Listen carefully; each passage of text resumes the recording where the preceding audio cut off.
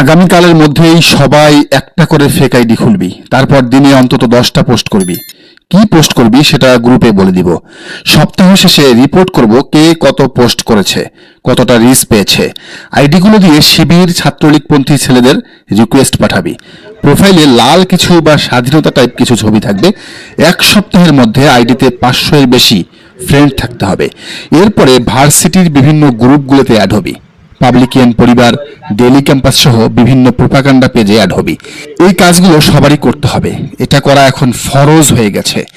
নিজের কর্মীদের দেয়া পটুয়াখালী বিজ্ঞান ও প্রযুক্তি বিশ্ববিদ্যালয় শাখার ছাত্রদল নেতা তানভীর আহমেদ খানের নির্দেশনার এই কথোপকথন এখন ভাইরাল। প্রশ্ন উঠেছে, তবে কি ছাত্রদল আর বিএনপির হাইকমান্ড থেকেই এভাবে শিবির জামাতের বিরুদ্ধে প্রোপাগান্ডা চালানোর নির্দেশ দেওয়া হয়? কেউ কেউ সামনে আনছেন বিএনপিপন্থী বুদ্ধিজীবী ও মির্জা ফখরুলের জামাই ফাহাম আব্দুস সালামের শিবিরকে কটাক্ষ করে দেয়া কয়েকদিন আগের একটি বাণীকে, যেখানে তিনি লিখেছিলেন, আপনি যদি শিবির হন এবং আপনার যদি 8টা ফেক অ্যাকাউন্ট না থাকে, আপনাকে আমি শিবির বলে মেনেই নিব না।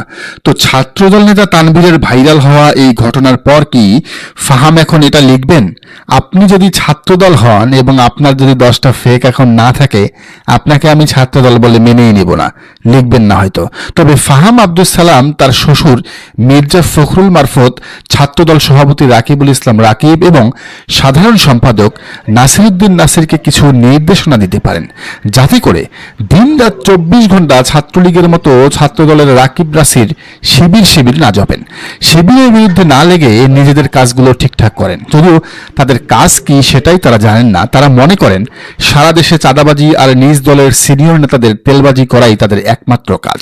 তারপরেও সেটা তারা ভালোভাবে করুক, শিবিরের পিছনে না লেগে। এই নির্দেশনাটা অন্তত ফাহাম নিজে দিতে পারেন। ছাত্রদলের সভাপতি রাকিব সম্প্রতি ছাত্র শিবিরের সভাপতি জাহিদের জুলাই গণ অভ্যুত্থানের অংশগ্রহণ নিয়েও প্রশ্ন তুলেছেন। এদের আইকিউ লেভেল এতটা নিচে যে শিবির সভাপতির একটা টক শোতে দেয়া বক্তব্যকে বিকৃত করে অপপ্রচার চালাচ্ছে, যেখানে জাহিদ বলেছিলেন আন্দোলনের সময় তিনি সবজি দোকানিদের কাছ থেকেও অনুপ্রেরণা পেয়েছিলেন। এখানে জাহিদ সে সময়কার আন্দোলনে গণমানুষের স্বতঃস্ফূর্ত অংশগ্রহণের বিষয়টি সামনে আনতে চাইলেও রাকিবের দাবি, তিনি যখন যাত্রাবাড়ি এলাকায় কমান্ডারগিরি করছিলেন তখন শিবির সভাপতি নাকি সবজি কিনে আরামে ঘরে বসে খাচ্ছিলেন। হায় রে, কতটা লো আইকিউ এর অধিকারী হলে এভাবে একটা পজিটিভ ঘটনাকে নেগেটিভ বানানো যায়। রাকিবের প্রশ্নের একটা দাঁত ভাঙার জবাব অবশ্য দিয়েছেন তাসনিম হাসান। তিনি লিখেছেন, ছাত্রদল বলছে শিবিরের সভাপতি জাহিদুল ইসলামের জুলাইয়ের ফুটেজ দেখান এবং এইটা নিয়ে তারা ট্রোল করছে। এদের মাথায় আসলে ব্রেন নাই। ছাত্রদলের লজিকেই বলছি, জুলাই আন্দোলনে তারেক রহমানের ভূমিকা কি? তারেক রহমানের ফুটেজ দেখান। শিবিরের সভাপতি তো অন্তত দেশে ছিল, সবজি বাজারে গিয়েছিল। তারেক রহমান তো ভয়ে দেশেই ছিল না। জুলাই আন্দোলনে খালেদা জিয়ার অবদান কি? জুলাইয়ের ফুটেজ দেখান। বিএনপির হাইকমান্ড নেতাদের ভূমিকা কি? ফুটেজ দেখান। শিবিরের সভাপতি জাহিদুল ইসলামরা পলিসি মেকার। শিবিরের সভাপতি জাহিদুল ইসলামরা তখন 10 কিলোমিটার দূরে গিয়ে কল দিয়ে সারা বাংলাদেশের খবর নিচ্ছিল কোথায় কি হচ্ছে।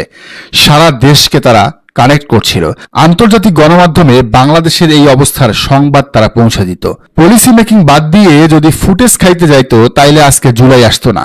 জুলাই আন্দোলনের সময় যে কারণে ফখরুল বলছিল বিএনপি আন্দোলনে নাই, সেই একই কারণে শিবির সভাপতিও মাঠে নাই। কারণটা হলো, ওদের ছবি মিডিয়াতে আসলে হাসিনা প্রমাণ সহ পয়েন্ট দাঁড় করাইতো এটা আসলে শিবিরের আন্দোলন। তখন হাসিনার কিন্তু এই আন্দোলন দমানো অনেক সহজ হইত।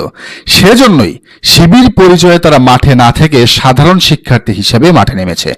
তখন সাধারণ ছাত্র জনতা আন্দোলন বিমুখ হইতো বলে একটা ধারণা করা হয়। আর সবসময় মাঠেই থাকতে হবে এমন না। যারা ফুটেজ খুঁজতেছেন তাদের বলবো, ফুটেজের রাজনীতি শিবির করে না। মাঠের বাইরে থেকেও, এমনকি দেশের বাইরে থেকেও অনেকেই এমন অবদান রাখছে যেটা মাঠে থাকার চাইতেও কার্যকর ছিল। এদিকে কবিয়াল বাঙালি লিখেছেন, উনার মানে জাহিদের বক্তব্য শুনলাম। উনি ওই সময় বাজারে সবজি কিনতে গিয়েছিলেন, সবজি বিক্রেতার সাথে কথা বলে আমজনতার মানসিকতা জানার চেষ্টা করেছেন। এই কথার দ্বারা কি প্রমাণিত হয়? জুলাই আন্দোলনে সে শুধু সবজিই কিনত, আন্দোলনে ভূমিকা রাখে নাই, তারা লুকিয়ে থাকে নাই, নাকি তারা প্রকাশ্যে ঘোরাঘুরি করত? হাসিনা শেষ মুহূর্তে জামাত শিবিরকে নিষিদ্ধ করেছিল কেন? কারণ সে জানতো এরাই মূল। জুলাই আন্দোলনে ছাত্রদল মাঠে ছিল, এটা কি কেউ অস্বীকার করেছে? তাহলে একটা ক্লিপ নিয়ে এত কথা হচ্ছে কেন? ইন্টারনাল মেকানিজম শিবিরের হাতে ছিল, এটা তো সত্য কথা। এইভাবে ছোট ক্লিপ ভিডিও দিয়ে জাহিদকে অস্বীকার করতে চাইলে মির্জা ফখরুলের কথায় বলতে চাই, এই আন্দোলনে বিএনপিও জড়িত নয়। দর্শক, শিবিরের পিছনে এভাবে লেগে ছাত্রদল কি সুবিধা করতে পারবে? কি মনে হয় আপনার? জানান কমেন্টের ঘরে। আর এই চ্যানেল নতুন হলে অবশ্যই সাবস্ক্রাইব করে বেল আইকনটি বাজিয়ে রাখুন। ছাত্রলীগের টোকাইরা আমাদেরকে মারলো, ওই দিন ছাত্রদল কোথায় ছিল? যে যদি আপনার নৈতিকতার জায়গা থাকে, নিজেকে মদ হিসেবে প্রমাণ করা, প্রকাশ করা বাদ দিয়ে দিন, দেশের জন্য কাজ করুন। 40-এর বয়সী একটা লোককে আপনি ছাত্র বলছেন, উনি নিজেকে ছাত্র দাবি করছে। উনাদের এত কনসার্ন ছাত্র রাজনীতি নিয়ে, 13 বছর ধরে আমাদেরকে কেন তাহলে ছাত্রলীগের হাতে নির্যাতিত হতে হলো? তখন উনারা কোথায় ছিলেন? কেন আশীর্বাদ হয়ে এসে আমাদেরকে রক্ষা করেননি? তোফাজ্জলকে যে মেরে ফেলা হলো, ওই হলে কি ছাত্র দলের একটা শিক্ষার্থীও ছিল না? তখন তাদের কনসার্ন কোথায় ছিল? এগুলো বললে আসলে সাধারণ শিক্ষার্থীরা উত্তেজিত হয়ে যাবে। এই ধরনের ভণ্ডামি বাদ দিতে বলেন। ছাত্র হিসেবে বুড়ো হয়ে গেল, বুড়ো হয়ে তারপর বের হলো, এখন উনি ছাত্রই আছেন। 13 বছর আগে উনার বয়স কত ছিল? এরা এদের দলীয় এজেন্ডা বাস্তবায়নের জন্য এরা মানুষ মারতেও কুণ্ঠাবোধ করে না, এটা যুগ যুগ ধরে প্রমাণ। ছাত্রদল